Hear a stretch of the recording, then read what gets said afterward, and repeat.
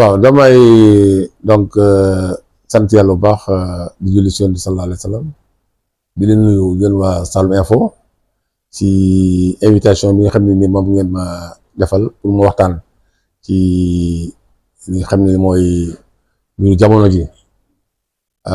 question bi nga xam ne moom nga laaj léegi ci mbiru coalition Diomaye président effectivement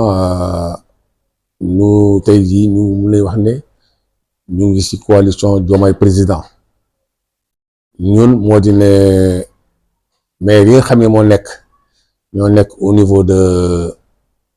département de Kaffrine mun na jàpp ne juróom-benn maire tey adhéré nañ à la coalition Diomaye président muy maire Nganda, maire Kakiot, maire Diokoul Mbelbouk, maire Médina Salam, maire voilà et maire Keuyi tey juróom-benn yëpp mun na jàpp ne ñu ci coalition Diomaye président. Au niveau de la région tey jii mun na jàpp ne ñaar fukki maire adhéré à la coalition am na ñeneen ñi nga xam ne ñu ko annoncé pour ñëw li yëpp nag li ko war a mooy yaakaar bi nga xam ne nii yaakaar nañ ko ci ki nga xam ne mooy président de la république Diomaye Diakhar Faye ci taxawaayam ci réew mi ci dalam ci sérieuxem ci ni ñu conduire aussi état bi nga xam ne moom lañ ko dénk depuis le 24 mars 2024 tey jii boo seetee au-delà des maires mun naa jàpp ne population bi lu si bari tey mu ngi gagné le cœur des populations moom le président son excellence loolu nag yaakaar la actuellement ñu ngi préparé maanaam taxawaay parti politique bi nga xam ne moom la bëgg a taxawal te ñu war ko amal le 8 août fële si Dakar Arena moo waral tey jii ñëpp ñu mobiliser pour préparer li nga xam ne mooy bis boobu muy 8 août am na benn mission bi nga xam ne war na ñëw à Kaffrine conduite par le ministre Ngui Diop qui va faire la zone centre, c'est-à-dire que Fatick, Kaolack, Kaffrine et Tambacounda dina ñëw le 25 mooy samedi le 25 samedi su bu ñëw bu del si ok kon tey jii moom la ñuy préparé y a une mission exploratoire war ñëw Kaffrine moom laa waxal sànq au téléphone donc loolu yëpp day fexe day nekk donc esprit d'organisation bi nga xam ne moom la ñu am tey jii pour waajal li nga xam ne mooy météo muy dajewu le 8 bi nga xam ne moo lay taxawal parti bi nga xam ne tey mooy nar a nekk locomotive coalition Diomaye président parce que ba léegi Diomaye ci coalition Diomaye amagul parti bu nga xam ne mooy nekk locomotive c'est important parce que bu jiite nit foog nga am lu nga xam ne yow moo la jëmal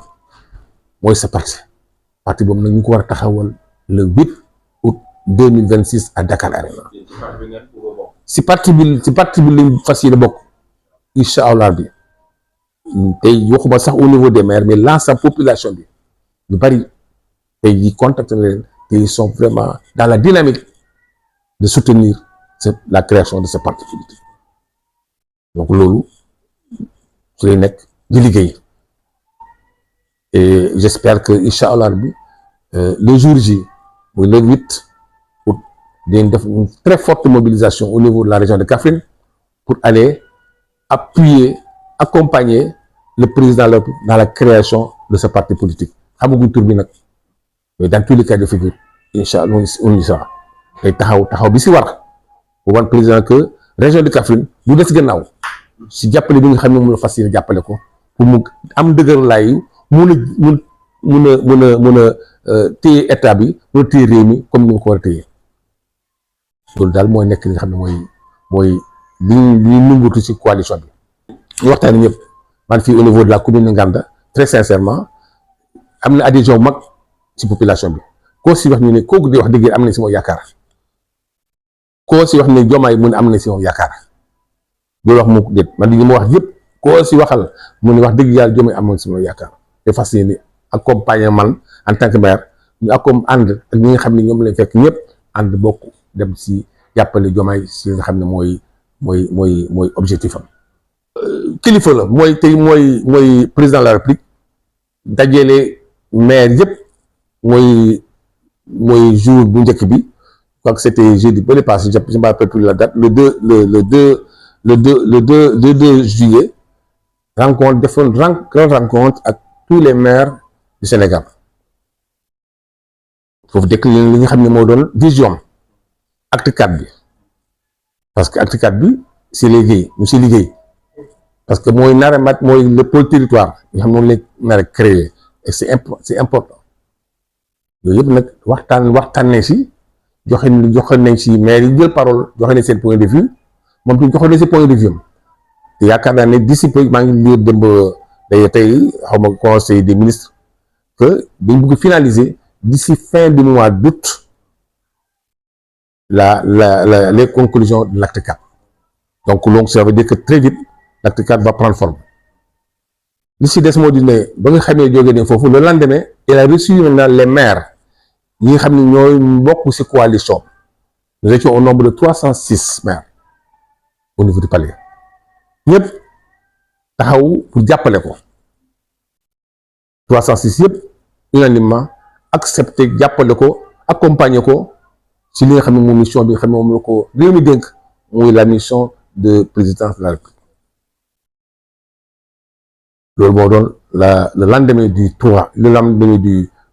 jeudi muy le vendredi 3 juillet lan ñuy wax nag mooy lan dina fas yéene jàppale collectivité territoriale yi ci li nga xam ne mooy seen li ñuy doxalee financièrement techniquement et tout parce qu'il n'y a pas que les finances il y a les aspects techniques et tout di fas yéene jàppale nga xam ne mooy collectivité territoriale te joxe na instruction moo te c'était son dernier mot monsieur le premier ministre monsieur le ministre en charge des collectivités territoriales je veux du concret moo nekkoon le dernier mot qu'il a prononcé le jour dans son discours. Le concret am na répartition. Ben quoi répartition ma la ñëw concret moo di le lendemain le lundi je pense même le jour même on a reçu ñun ñëpp li nga xam ne mooy répartition des fonds si des maintenant la mise à disposition bi au niveau des trésors ñëwagul jot naa léegi sànq jot naa la trésor ñu koy yaakaar semaine bi ñëw incha allah te jàpp naa ni dina yokk aussi le volume le montant sax la mun wax le volume des fonds alloués aux collectivités territoriales parce que la base de tout développement mooy le développement par la base. Napoléon disait, moi j'ai fait mes études à Paris dans le cadre du droit public. Napoléon bon nekkoon le père des préfets, des préfectures, la création des préfectures, parce qu'en France il n'y a pas de gouverneur, il n'y a pas de ce qu'on appelle les préfets. Il disait que si on peut gouverner de loin, on ne peut qu'administrer que de près. maanaam mun nga nekk président fële du gouverner Sénégal mais boo bëgg dëgg yor réew mi il faut nga wàcc si base moo la déconcentration les sous-préfets les préfets les sous-préfets les gouverneurs mais aussi la décentralisation mais les collectivités territoriales jox leen les moyens suffisants en ressources humaines et également en finance ci ay experts xarañ mais également xaalis bi ñu mën accompagner mënul liggéey loolu mooy mën a développer nga xam ne mooy dëkk parce que si un développement c'est fait à la base nga bu développer tey rek c'est tout mais loolu nag développement bi il faut nga jox collectivités territoriales yi les moyens boo gisee par exemple au Maroc pour vous donner l'exemple parce que ñun sunu financement sunu fonds yi c'est basé sur la TVA la part de la TVA mooy 3% de la TVA au Maroc c'est 30%. Tey jii bu ñu fexewoon ba Maroc ba Sénégal mun a am chaque collectivité mun na am un financement conséquent te ñooy tabax école yi ñooy tabax hôpitaux yi c'est ça la fonction de maire. L'État c'est pas à l'État de construire des salles de classe, c'est pas à l'État de construire des comment ça s'appelle des ay hôpitaux wala ay comment ça s'appelle encore ay yenn c'est collectivité boo nee France mairie ñooy tabax hôpitaux yi ñooy tabax li nga xam ne mooy école yi parfois même ñoo leen di fay boo demee Mali bi les enseignants sont payés par les maires parce que duñ mën a permettre maire de contrôler le déroulement de l'enseignement au niveau de sa mooy li Diomaye proposé ñun nag li proposé en davantage moo di ne lay gën a yokk li nga xam ne mooy montant bi en prélevant 30% de la TVA di ko accorder les communes au moins ku mel ni Nganda mun na am 2 milliards booba chaque année. En contrepartie c'est quoi? La réduction des comptes. dama lay jox lii mais chaque année mu contrôler la na leer chaque année ma yónnee samay compte de contrôle ñu xool exactement xaalis fan la dugg. Bon li may wax kenn mooy que ñuy wax léegi ci affaire u fekkee ni au niveau politique moo di ne président Diomaye nañ fexe ba accompagner ko parce que xale la am na ambition am na gis-gis te am na yéene bu baax te jàpp naa ne xam na exactement à travers acte 4 bi mu nar a posé fan la jëmale collectivités territoriales yi. Je parle pas au niveau de l'État mais je parle déjà au niveau des collectivités des maires. Donc kooku man gëm naa ne tey bu ñu ko jàppalee dooleel ko ba nga xam ne dina am la possibilité mën a gouverner en toute sérénité gëm naa ne boobaa dina mën a am des terroirs de qualité.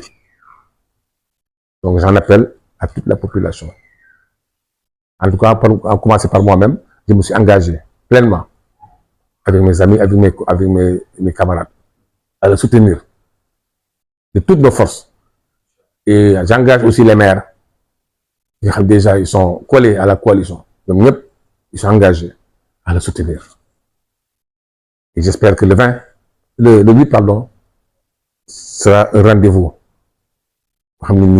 Exactement une très forte mobilisation. Parce que nous pouvons préparer, nous pouvons